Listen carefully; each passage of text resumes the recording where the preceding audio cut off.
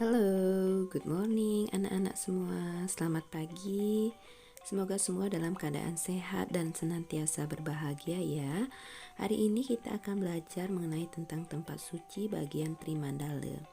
Namun sebelumnya, ingatlah selalu mengucapkan Om Swastiastu dan Om Awignamastu Namo Shidam untuk memohon kelancaran dalam belajar. Hari ini Miss Depi akan menjelaskan terlebih dahulu tentang pengertian tempat suci. Tempat suci merupakan tempat persembahyangan yang digunakan sebagai tempat penyebaran ajaran agama, kemudian tempat untuk melaksanakan persembahyangan. Jadi tempat suci agama Hindu kita adalah pura. Jadi dalam agama Hindu kita mengenal pura sebagai tempat untuk melaksanakan ajaran keagamaan. Pura sendiri berasal dari bahasa Sanskerta ya anak-anak, dari asal kata pur, puri, pura, puram, dan pore, yang artinya kota benteng atau kota dengan menara.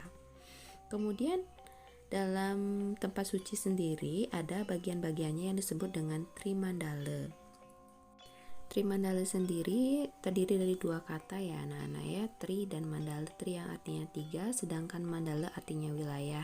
Jadi dalam tempat suci yang besar atau tempat suci umum, pura-pura besar, ada yang disebut dengan Trimandala atau 3 wilayah utama, yaitu Nista Mandala, Madhya Mandala, dan Utama Mandala. Berikut Miss Depi akan jelaskan bagian-bagiannya.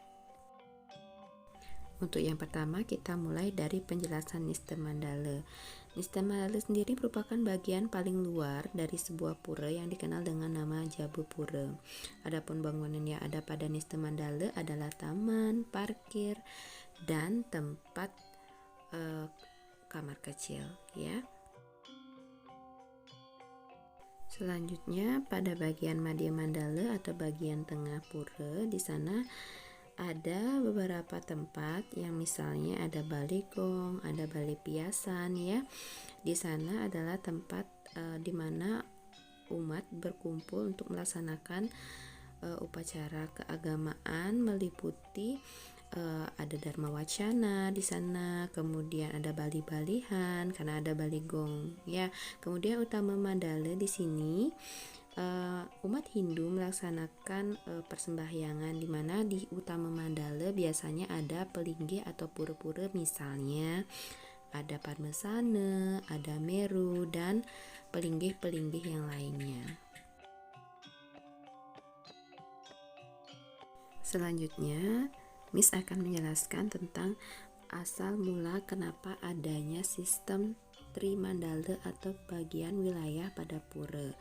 Jadi dalam pura, Trimandala sendiri itu ibaratnya bagian tubuh manusia, di mana Nista sendiri merupakan bagian kaki yang jika dihubungkan dengan Trihita Karana adalah bagian palemahan. Kemudian Madhyanya sendiri adalah bagian badan atau dalam Trihita Karana pawongan ya. Kemudian bagian utama mandalanya sendiri adalah bagian kepala atau parahyangan jika dihubungkan ke bagian Trihita Karana. Oleh karenanya Trimandala sendiri merupakan arsitektur atau sketsa pembangunan yang menggunakan konsep tradisional maupun konsep modern yang berpedoman pada Trihita Karana, di mana ada bagian-bagiannya yang menggunakan dasar atau alasan yang tepat dalam membangun tempat suci, yaitu utamanya adalah pura. Kemudian, tibalah kita pada tugas ya. Jadi anak-anak nanti Miss Depi tugaskan untuk menggambar dan memahami, sambil menggambar sambil memahami tentang sketsa atau bagian dari Trimandala itu sendiri yang meliputi Utama Mandala, Madhya Mandala, dan Nista Mandala seperti digambar. Jadi nanti anak-anak tolong digambar di buku gambarnya masing-masing.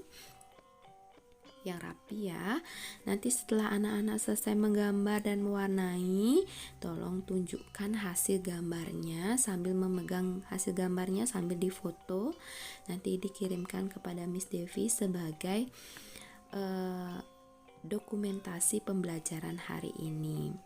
Ya, jadi setelah kita belajar tentang Trimandala, kita dapat simpulkan bahwa konsep Trimandala atau 3 bagian penempatan wilayah untuk pembangunan pura itu berkaitan erat dengan Trihita-Karana, yaitu 3 penyebab adanya keharmonisan. Jadi ada tatanan, ada bagian untuk membangun sebuah pura tidak boleh sembarangan ya, sesuai dengan aturan dan kaidah dalam agama Hindu. Jadi Trihita-Karana yang meliputi palemahan, adanya harmonis atau hubungan harmonis antara manusia dengan alam, pawongan hubungan harmonis antara manusia dengan manusia, kemudian parahyangan adalah hubungan harmonis antara manusia dengan sang pencipta. Jadi ada 3 siklus tatanan kehidupan yang harusnya kita laksanakan dengan baik, karena agama Hindu memiliki ajaran yang sangat erat, saling berhubungan antara satu dengan yang lainnya. Seperti misalnya ini, Trimandala ada hubungannya dengan Trihita-Karana.